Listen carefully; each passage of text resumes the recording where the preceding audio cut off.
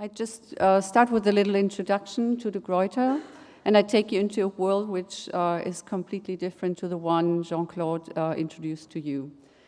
De Gruyter is a very traditional publisher, more than 200 years old. We were built in 1749. We have roughly 360 employees, maybe 300 full-time, revenue is 60 million, and we have international offices, as you can see. What we have done in the past is we built up our journals list. We have around 500 open access journals and 400 subscription journals. We do 1,300 new books a year, and by the end of this year we will have reached around 1,000 open access books in total. And then we also pursue partnerships with, particularly with university presses internationally, with which we try to build up lists, books, open access concepts, etc. As Elko said, we are the second largest open access journal publisher, and we have been really fiddling around with open access concepts for quite a while. And in 2005, we published our first open access book, and that was a cooperation with the German Archaeological Institute. And so that was a special and quite interesting publication because we had to take care of the copyrights of the images and what that meant, for example, in the open access world, that everybody could download it. Then a great part of our work in our editorial offices is to see that we are compliant with various funders. And I use the floor to plea for funders, if they're in the room, to agree on common standards, because it just takes a very, very long time and energy and people's work to see the authors sometimes through the application process of open access funding, particularly in the humanities world, where it's not necessarily the large funders, the obvious ones, which fund academic works, but it's different ones, smaller foundations, etc. I skipped that one. So our work in the editorial office is that we do not only upload something, but I think even peer reviewing starts on the desk of our editorial colleagues. We try to help the authors to formulate their argument better, reorganize their chapters, etc., etc. So that is a big difference between journal publication and book publication. I also skipped that, but just to say that the production process regarding books are also a little bit different compared to journals. And once we have published an open access publication, we also return the XML files to the institutes so that the XML can be exploited further for further research. So of course, we do not differentiate between a subscription-based publication and an open access publication. In both product lines, we apply DOIs. We host it on an engine-optimized platform. We have abilities, we are compliant, we also cooperate with CUDAs, altmetrics, etc., so we don't differentiate here at all. So the review is particularly important to us as a very traditional book publisher, and each of the books is peer-reviewed, is double-blind peer-reviewed, as we would peer-review also journals. And I have heard, which was news to me, that other publishers don't do that, but that they would publish whatever comes from authors. So each publication which we publish must fit into our portfolio. So if a book comes with an open access subsidy, that doesn't mean necessarily that we would publish it. So either, it needs to fit thematically into the portfolio, but then also it needs to pass the double-blind peer reviewing. The review of book proposals is generally done by our series editors or the wider editorial board members. Usually our editors in the publishing house, they do a quick search who has worked on the topic, and then they would recommend potential reviewers either to the series editor or to the editorial boards, and then they take it further. And then, of course, once the reviews are in, the author needs to revise it, and then it goes into the production as usual. Sorry, I forgot that once the revision is done, I think that's quite normal also, that the series editor reviews the manuscript again before it is published. So we do not differentiate at all, as said, between subscriptions and open access publications, but of course we are not, we also try to embrace new means of reviewing. So the peer reviewing questions which are on the table: how to achieve a better recognition of the value of the peer review, how to credit reviewers, how to make sure to be transparent, should the peer review be opened or democratized, should the evaluation of manuscript be made public. So peer review in an open peer review format, and I show you an example which we are trying, or which we are not toying with, we tried that out, is we have put up a platform, and we upload a manuscript on that platform so that the platform can be used by authors as they wish and by peer reviewers as they wish. So the review process happens online, and everybody has to reveal the identity of the reviewer. And multiple reviewers can comment on the work. They can comment on the whole work, or they can comment on various paragraphs. The call for reviewers is issued either by us, or by the editor. Then the work is uploaded and open for peer review. Then after the then we set a review time. Usually it depends on the topic. If you want to get a quick turnaround, it's 3 weeks to 6 weeks. Cambridge takes longer. After set, then we close the platform, and then the reviewer has to, the author has to include the reviews, acknowledge what has been said, and revise the manuscript before it goes into a second review. So this is how the platform looks like. So you can see the manuscripts, and then you can see the commenting paragraphs. So the open peer review opens a couple of positive aspects. It guarantees complete transparencies of the peer review process, and therefore can help to reduce bias in the review process. It facilitates relationship and scholarly discussion between the researchers, increases visibility, and so on and so forth. And from the publisher's perspective, it strengthens the publisher's role as a service provider, and the publisher is involved in scholarly debates concerning peer reviews and plays an active role in shaping it.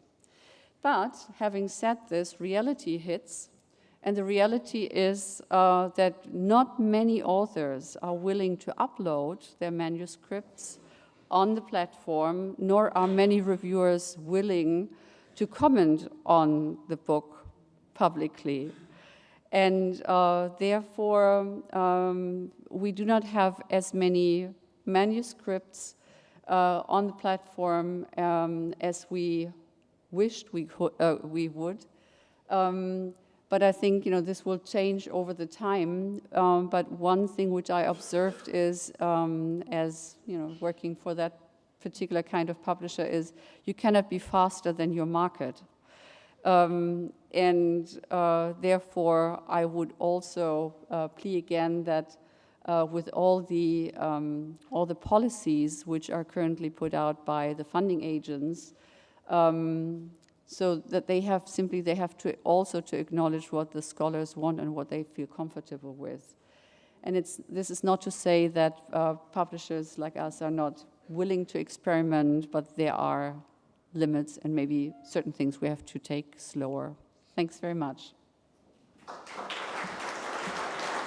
So as Elke said, I'm publishing manager of UCL Press. I'm going to, in my talk, I'm going to introduce UCL Press as we are relatively new, talk about how and why we operate peer review, look at some of the challenges, some of the benefits, and a brief look at what the future might hold. So Elke kindly already said we are the first fully open access university press in the UK. We launched in June 2015. All our books and journals are published open access immediately on publication. We also publish the print book for sale. All our outputs are peer-reviewed. All our books and journals go through full editorial processes. And we are, in a relatively short space of time, experiencing very wide dissemination of our books, nearly 500,000 downloads for just over 40 books in just over 2 years. We publish all subject areas taught at UCL, but we do have particular strengths developing in these subject areas, anthropology, archaeology, etc., and these are very strong areas at UCL.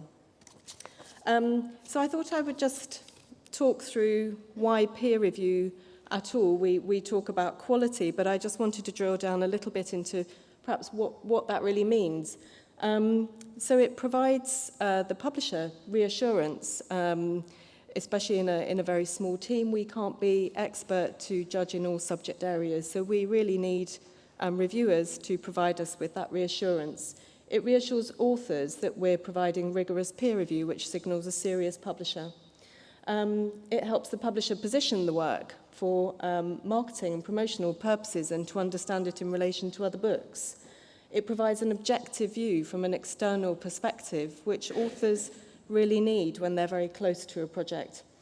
And particularly for books, and this is, as Anke was talking about, one of the key differences with journals is that books are a process. They evolve, there's editorial development that takes place within the publisher, by the author with other colleagues, and peer review is part of that development process, where the book evolves and its scope, its structure, its emphasis are all shaped during these processes.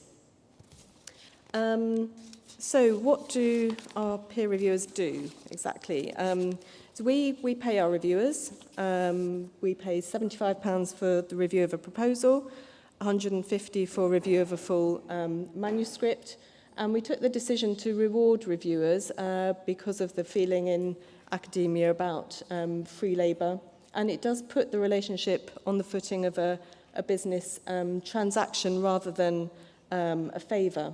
We ask reviewers to comment on these things, the scholarship, the audience, and suggested improvements. And they also sometimes provide endorsements for the book. Our process is that a proposal is submitted for the book, which is initially evaluated by the commissioning editor and the editorial board, and I'll talk a bit later about the editorial board specifically. The proposal and sample chapters are then reviewed by 2 reviewers. At least one of them is always external to UCL, but usually both, as it turns out in practice. We do 2 stages of review. We review the proposal with sample chapters, and if the board accepts that, we can move forward to contract.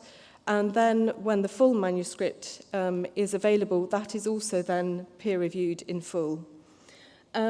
We find reviewers through a number of means: desk research, recommendations from the board, recommendations from the author, which naturally we don't necessarily take on, and from other reviewers. So it's from a mixture of sources that we find our reviewers, and also from our editor's knowledge. We operate single-blind peer review in which the reviewer is anonymous, which it seems in monograph publishing that both systems operate, and single-blind is perhaps more common with books. We request the return of the proposal review within a month and 6 weeks for the full manuscript, and generally we're finding that reviewers are meeting that request. And then the commissioning editor acts as liaison between the reviewer, the board, and the author. The proposals and the reviews and the responses from the author are all submitted to the board and are discussed. And often this is a process. There's toing and froing. Often we ask the author for further clarification. And then if the changes are made in line with the reviews, a contract will be offered. As I mentioned, if it's just the review and sample chapters, if it's just the proposal and sample chapters that are reviewed initially, the contract is offered on the condition that the full manuscript is then also reviewed and has to meet the same standards. So we do go through an internal assessment of the reviews, and as we all know, there are challenges with the peer review system, with any peer review system. And we have to work with our board and with our authors to think about how to handle negative reviews that are fair, negative reviews that might appear unfair, possibly biased. What do we do when we get poor quality reviews? How do we guide the author through this process? And convey to the author the importance of engaging in this rigorous review process, which the majority do engage with positively. And then some of the other challenges that are often cited and that we do experience, but I just want to point out that in our experience, these things are relatively rare. Difficulty of finding reviewers. Now, this can happen at certain times of year, certain circumstances. Often the type of project can make it very difficult to find reviewers if it's interdisciplinary, if it's particularly cutting edge or innovative or pushing the boundaries of what scholarly research is. It can sometimes take longer than we expect, or the review might not appear at all. This all happens. Poor quality reviews happen that are not particularly constructive, or where there's misunderstanding or very biased. We do sometimes get 2 reviews that say completely the opposite thing. And we do sometimes experience adverse author reaction. And we work with the authors and the reviewers through this process.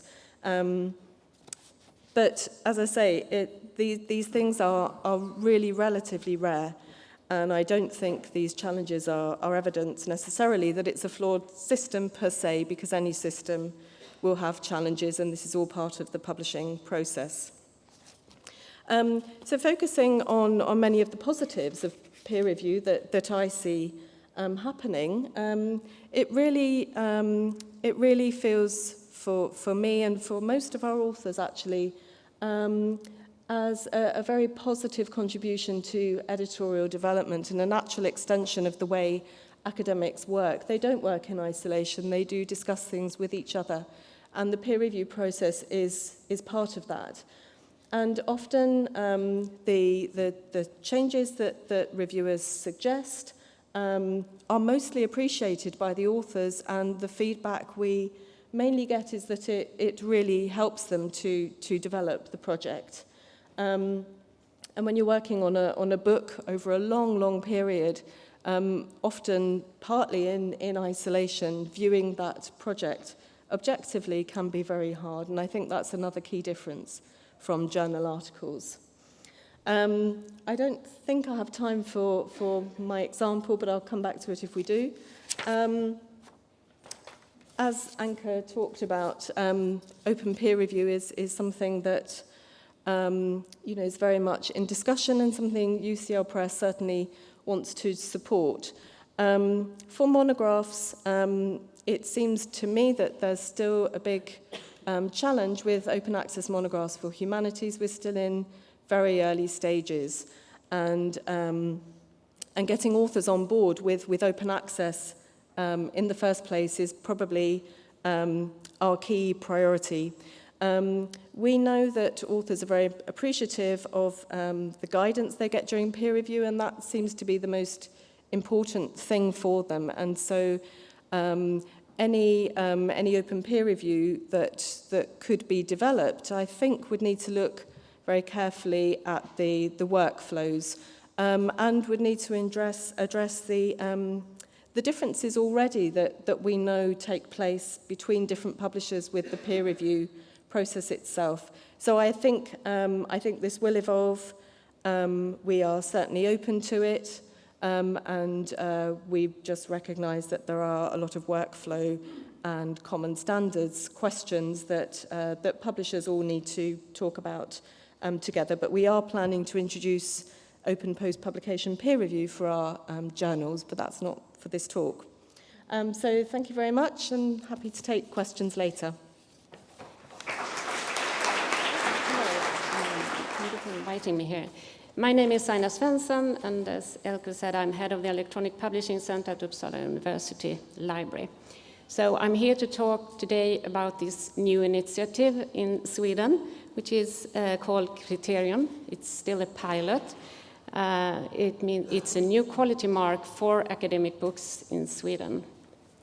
But first, a few words about where I come from, where I work. Electronic Publishing Center has existed since 2000, and we lead the development of the publishing platform DIVA, which is the open repository of publication database used by 46 Swedish universities and other research organizations.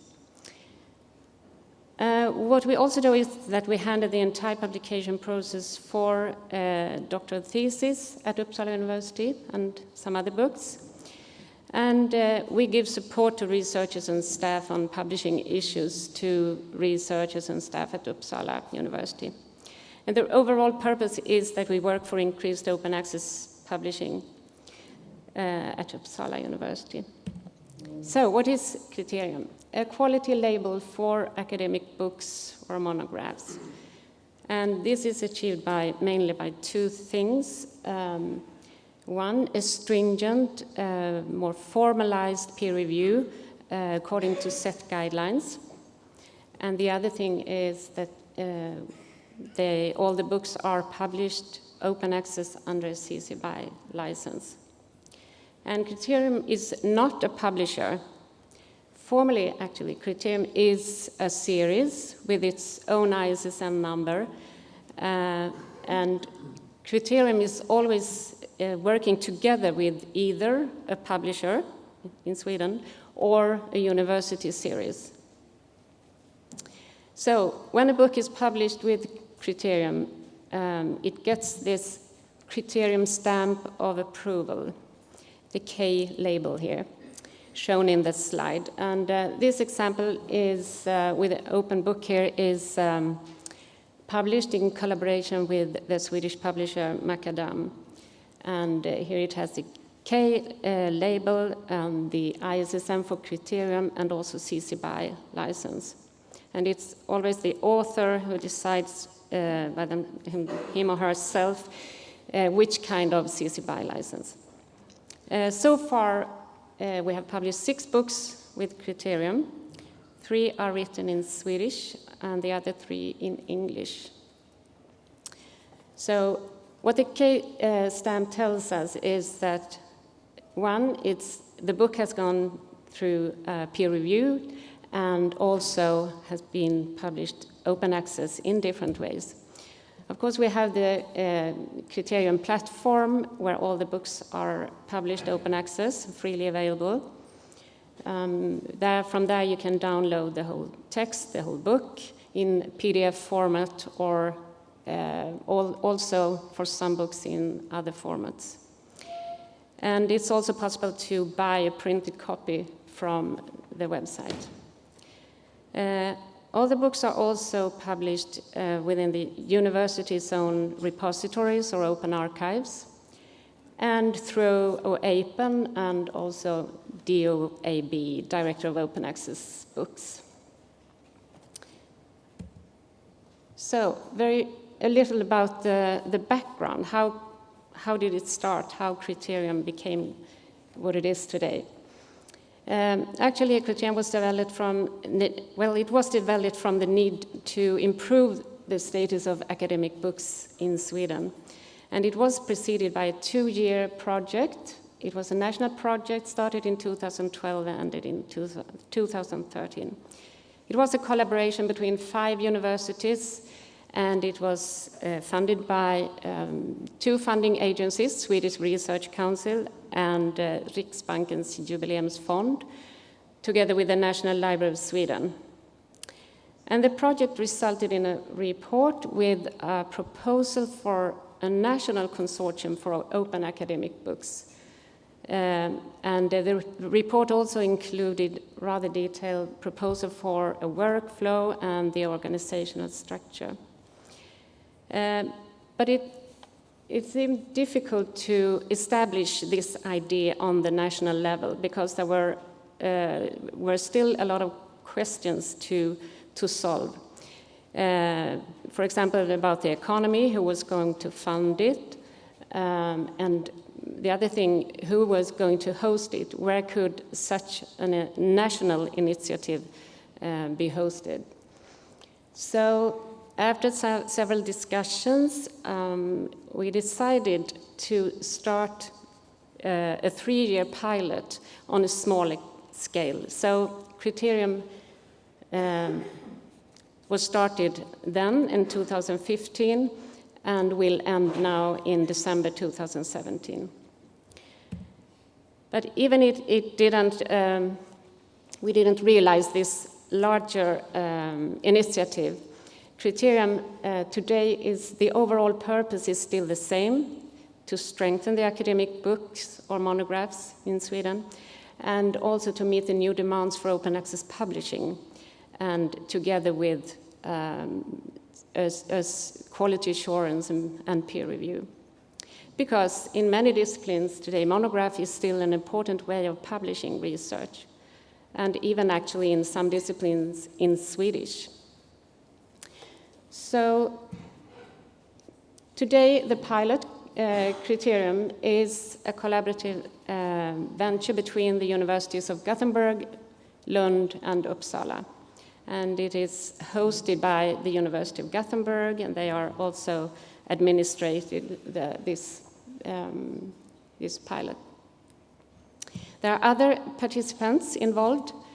In the steering group for Kriterion, we have representatives for the Swedish Research Council and Riksbankens Jubileumsfond, 2 funding agencies, and also the National Library of Sweden, 2 publishers from Sweden, Nordic Academic Press and Macadam, and also the publication series at these 3 universities. And this is where the university libraries mostly are involved and has the responsibility for administrating. The review process, this is how it works very generally. Book proposals with a synopsis are sent to the Kriterion editorial board, and then the editorial board for Kriterion, they read the synopsis and take decisions about it, whether to accept it or reject it. And then the editorial board are also responsible for managing the peer review process and the quality review. The peer review is either single, blind or double-blind peer review. And it takes about 2 to 4 months from a proposal is sent to the Kriterion editorial board to a decision is made. And the editorial board, and this was very important for us to get Kriterion to run, is that it consists of a number of senior academic representatives from the universities at Gothenburg, Lund, and Uppsala. So they are with a professor's title and have long experience from publishing and peer reviewing and so. And they represent different disciplines. Right now it's literature, education, history, conservation, political science, and philosophy. So within humanities and social sciences. So what about the future? As I said earlier, the pilot phase of Kriterion will end this year, December 2017. And the initiative will be evaluated, and it has already started. So during this fall, there will be discussions on how to continue.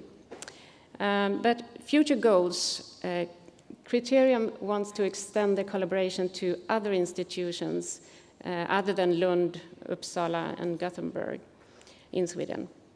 And also to establish a long-term consortium.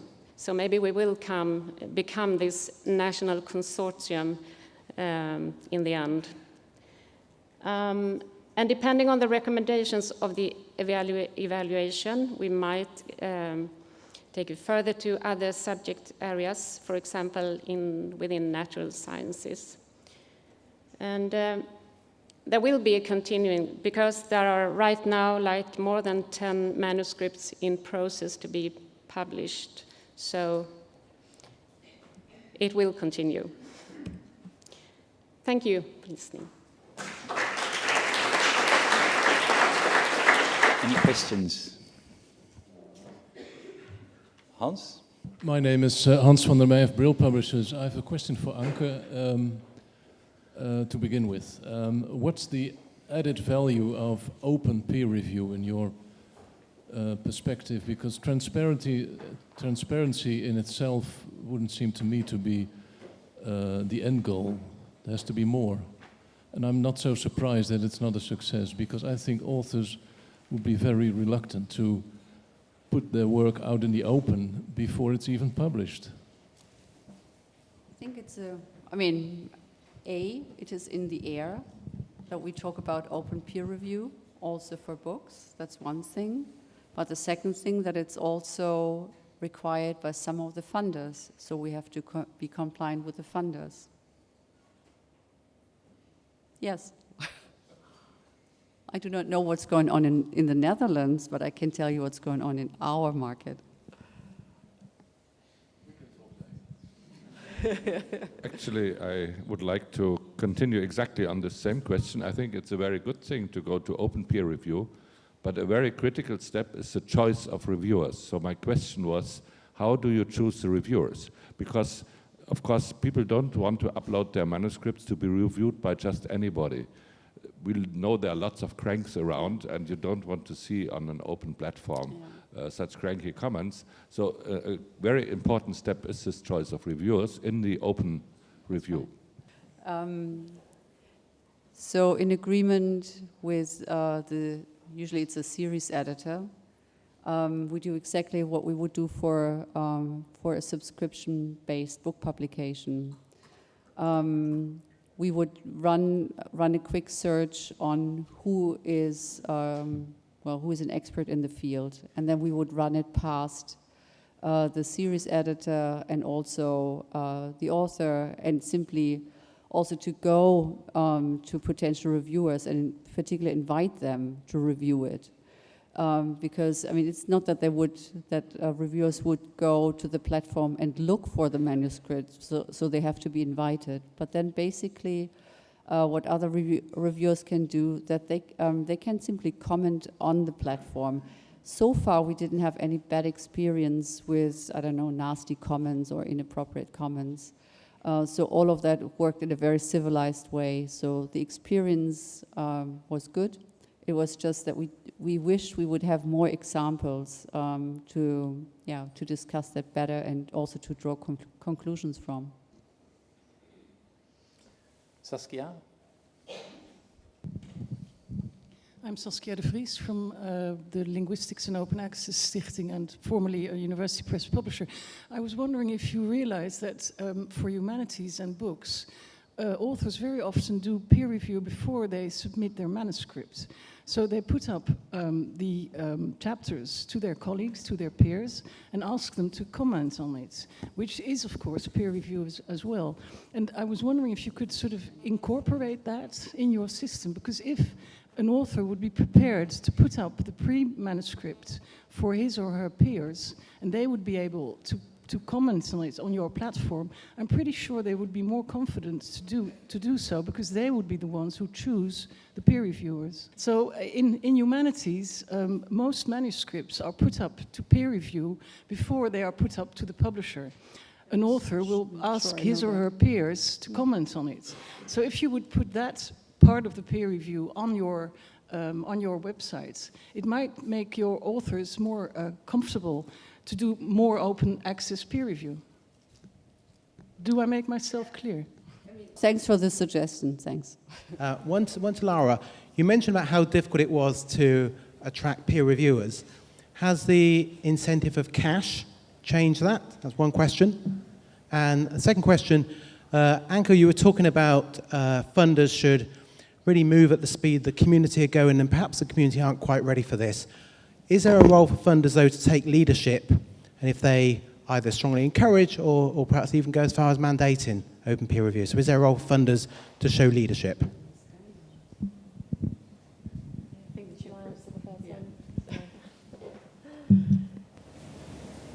Thank you for the question. I hope I was trying to get across in my talk that we don't really have a difficulty finding peer reviewers, only very occasionally, and that's one of the things that comes up frequently in discussion about peer review, but is not something we have found to be the case most of the time, just occasionally.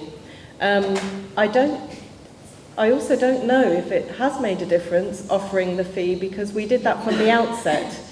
I suppose if we had done it without the fee and found it difficult and then introduced it, then we would know if that had made a difference.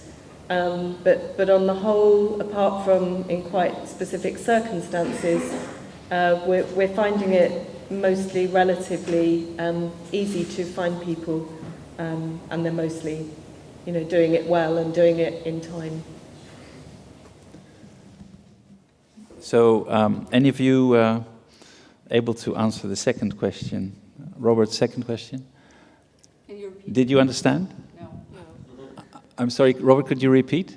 My question was simply around, I think, Anke, you were suggesting that there was a reluctance in the community for authors to engage in open peer review, and that funders need to recognize this. My question was simply, is there a role for funders sometimes not just to follow what the community thinks, but to lead? Yes. I think there's nothing to, my opinion is a private one. Yes, of course, the funders have also the role to lead certain ways in academic communication. But I think it is the market, and which is not the publisher's market in that case, but it's the authors who have to get used to it. So, yeah, so my point was simply that it's going much slower than we ourselves expected it to go. Hi, Stephanie Dawson from Science Open. I have the feeling for Monographs, there actually is a very vibrant post-publication peer review system out there called book reviews, where people actually publish those, get a DOI, put their name to it. Is there a way to tap into that? Because it actually, writing a book review is something really positive, and is there any way to pull those two closer together? We do that too, Stephanie. We do that too. we pull it in, the post reviews. And also, I think there was a huge development regarding speed. So there were, I mean, usually book reviews were published in journals. Now they go on platforms, and we pull the post reviews into our platform. Okay. Hi, Alison Jones from Oxford University Press. You both mentioned, Lara and Anke, the importance of the editor voice in the peer review process, their curation, and helping manage the sort of author reactions and responses. I wondered how you thought the voice of the editor might come through in an open peer review world. Yeah, I think that's a really good question, and I think one of the when I was thinking through what a workflow for open peer review for monographs would look like, I was thinking at what stage would it take place? Because, as you say, the editor and the publisher is involved from early stages in developing the book.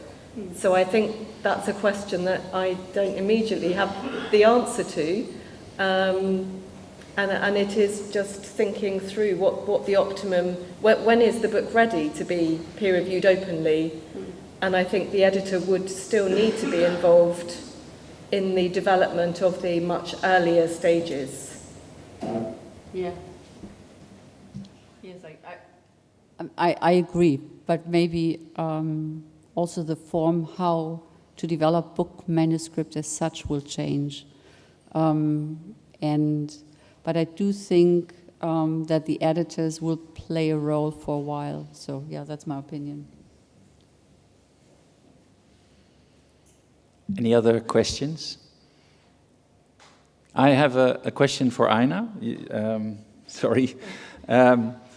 You mentioned there were a couple of publishers, existing publishers, that work with you to produce the books that you've already published, and also that actually peer review wasn't something that was done by Swedish publishers so far. So what were their experiences in setting up the system and trying to meet your requirements for the Kriterion label?